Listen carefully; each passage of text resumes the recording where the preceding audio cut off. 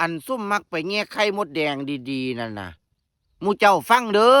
อันคือจังซี่ดอกพี่น้องซุ่มหมู่เจ้าอันซุ่มตายไปแล้วนั่นแหมเขาเจ้ามาเข้าฝันข่อยเพิ่นบอกว่าเพิ่นอยากก้อยไข่มดแดงว่าซั่น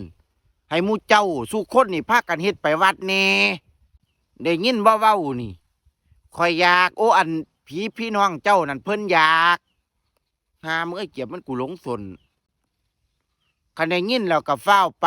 ฟ้าวพากันเฮ็ดไปแน่ข่อยไปวัด4 มื้อแล้วบ่มีผู้ใดก้อยไข่มดแดงไปจักคนบัดนี้ผีพี่น้องหมู่เจ้าน่ะมาเข้าฝันข่อยหาหมู่เจ้าเฮ็ดไปแล้วนะหาเพิ่นบอกตัวดีก็สิบ่ดีอยู่บ่ยามหน้าไข่มดแดงจังสิก็ฮู้จักเฮ็ดไปสู่เพิ่นกินแน่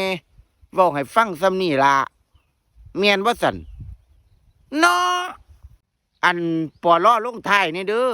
อันหมู่ตู้เจ้าก็อย่าจะให้ข่อยเตรียมถุงพลาสติกไปเก้อไปเสียเที่ยวหลายเข้าใจบ่เว้านี่ซำนี้ล่ะ